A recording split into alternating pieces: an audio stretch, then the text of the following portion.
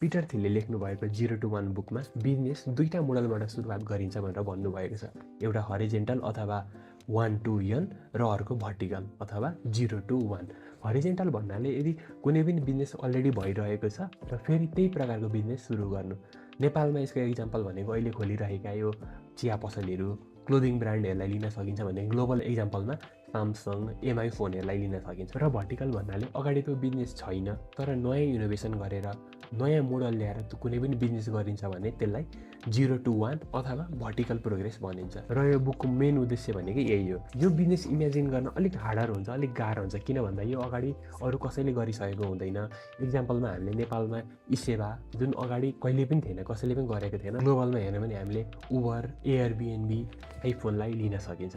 Horizontal बिजनेसमा चाहिँ competition बढी हुन्छ, मतलब अगाडि भइरहेको कुरालाई फेरि ल्याउँदाखेरि त कम्पिटिसन भयो नि त, प्रफिट दुइटैको डिक्रिज हुन्छ र अन्तिममा बिजनेस बन्द हुन सक्ने पनि चान्स हुन्छ भनेर भनिएको छ। भने भर्टिकलमा चाहिँ मोनोपोली क्रिएट गर्न सकिन्छ, कसैले पनि आफूलाई छुनै सक्दैन। पछि आयो भने पनि हामी उनीहरूभन्दा सधैँ अगाडि नै भइरहेछौँ, अगाडि नै फरवर्ड भइरहेछौँ।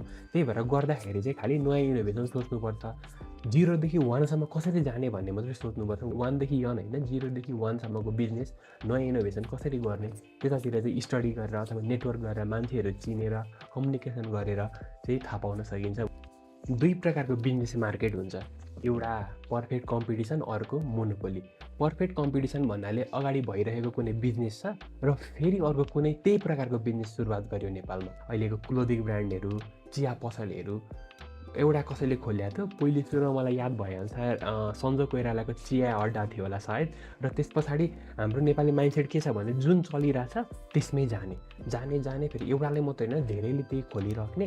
अनि अन्तिममा के हुन्छ भने एउटा कम्पिटिसन सेट हुन्छ र सप्लाई धेर हुन्छ अनि डिमान्ड गर्ने मान्छे चाहिँ त्यति नै हुन् र अन्त्यमा भनेको प्रफिट डिक्रिज हुन्छ, लस पनि हुनसक्छ कतिले, र अन्तिममा चाहिँ कम्पनी बन्द नै हुन सक्ने चान्स हुन्छ पर्फेक्ट कम्पिटिसनमा। तर मोनोपोली मार्केटमा मार्केट आफैले अन गर्न सकिन्छ, मतलब मैले जति क्वान्टिटी प्रोडक्ट निकाल्न मन लाग्छ म त्यति नै निकाल्न सक्छु, म जति प्राइस राख्न मन लाग्छ त्यति नै राख्न सक्छु र प्रफिट डिक्रिज गराउने पनि कोही हुँदैन।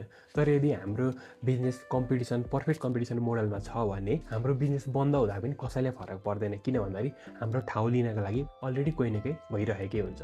र संसारको जति पनि सक्सेसफुल बिजनेसहरू छन् ती सबै मोनोपोली मार्केटमा अथवा मोनोपोली बिजनेसहरू हुन् भनेर 0 to 1 मा भनिएको छ। यदि हामीले हाम्रो दुश्मनलाई बिट गर्न सकिँदैन भने उनीहरूसँग फ्रेन्डसिप गर, मित्रता गर भनेर हामीले पहिलेदेखि नै सुन्दै आएका हौँ। र यो बुकमा पनि के भनिएको छ भने यदि हाम्रो कम्पिटिसनलाई हामी बिट गर्न सकिँदैन भने अथवा दुइटैको मोडल एउटै छ भने दुइटा मिलेर मर्ज गरेर जाऊ भनेर भनिएको छ। मतलब नेपालको एक्जाम्पलमा हामीले अहिले जुन ब्याङ्कहरू मर्ज भइरहेका हुन्छन्, डिजिटल वालेटहरू मर्ज भइरहेका छन्।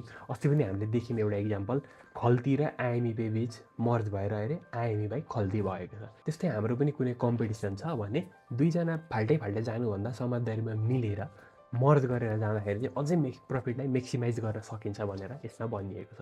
मोनोपोली बिजनेसलाई अझै स्ट्रङ्गर बनाउन अथवा मोनोपोली बिजनेसलाई अझै ड्युरेबल बनाउन, अझै दिगो बनाउनका लागि चाहिँ केही न केही क्यारेक्टरिस्टिक्सहरू, केही न केही त्यसका विशेषताहरू चाहिँ यो बुकमा भनिएको छ। र तीमध्ये एउटा नेटवर्क इफेक्ट, एउटा मोनोपोली र अर्को ब्रान्डिङ हो। नेटवर्क इफेक्ट भन्नाले यदि हाम्रो प्रोडक्ट कसैले युज गरिरहेको छ र उसले चाहिँ आफ्नो साथीलाई, आफ्नो आफन्तलाई यो प्रोडक्ट राम्रो छ है, यो युज गर्दा राम्रो हुन्छ है भनेर त्यही कुरा सर्कुलेट हुँदै गयो भने नेटवर्कले गर्दाखेरि पनि हाम्रो बिजनेस अझै स्ट्रङ्गर हुन्छ, अझै दिगो हुन्छ। मान्छेले लङ टर्मसम्म पनि हाम्रो प्रोडक्ट युज गरिरहेछन्, हामीले त्यही अनुसारले मेन्टेन गर्दै गयौँ भने एक्जाम्पलमा हामीले फेसबुक लिन सकिन्छ। फेसबुक हामीले हाम्रो साथीबाट सुन्यौँ र यो राम्रो छ भन्दै अरू थुप्रै आए, तर फेसबुक अहिले पनि लङ रनमा हामी सबैभन्दा बढी प्रिफर फेसबुक नै गर्छौँ, बढी चलाउन नै फेसबुकै चलाइरहेका हुन्छौँ। र अर्को छ इकोनोमिज अफ स्केल। यसको मतलब यदि हामीले मोनोपोली बिजनेस क्रिएट गर्नु छ भने हामीले सुरुमै यस्तो तरिकाले अफिस डिजाइन गर्नुपर्छ, त यस्तो तरिकाले हाम्रो बिजनेस डिजाइन गर्नुपर्छ कि पछि हामीले प्रोडक्ट धेरै बढाउँदै गयौँ भने पनि हाम्रो त्यो प्रोडक्ट बढाउने कस्ट चाहिँ एकदम थोरैभन्दा थोरै हुँदै जाओस्।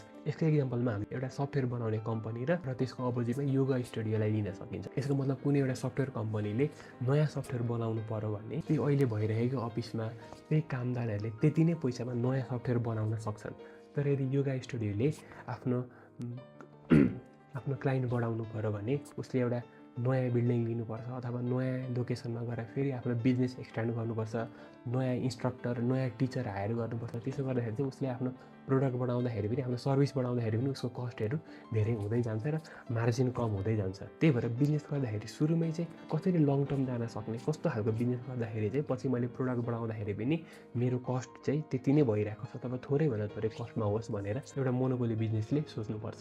र अर्को छ ब्रान्डिङ। ब्रान्डिङ भन्नाले आफ्नो आइडेन्टिटी सुरुमै यस्तो तरिकाले आफ्नो मार्केटिङ, यस्तो तरिकाले आफ्नो प्रोडक्टहरू डिजाइन गर्ने कि र त्यो चाहिँ पछिसम्म पनि यो प्रोडक्ट चाहिँ यो नाम चाहिँ यो ब्रान्डको है भनेर पछिसम्म पनि एउटा मोनोपोली क्रिएट भइरहेको छ। मोनोपोली कसरी बिल्ड गर्ने भनेर 3टा कुरा भनिएको छ। एउटा स्टार्ट स्मल एन्ड मोनोपोलाइज, मतलब सुरुमा हामीले सानो मार्केटबाट सुरु गरौँ।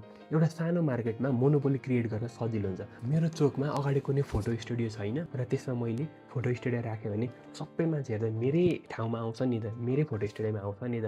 र बिस्तारै त्यसलाई इन्क्रिज गर्दै जाने, स्केल अप गर्दै जाने। र अर्को स्टेप छ लेभल अप, मतलब मेरो ठाउँमा मैले डोमिनेट गर्न सकेँ, मोनोपोली क्रिएट गर्न सकेँ भने मसँग आइडियाहरू हुन्छ र फेरि म त्यसलाई स्केल अप गर्दै लग्न सक्छु।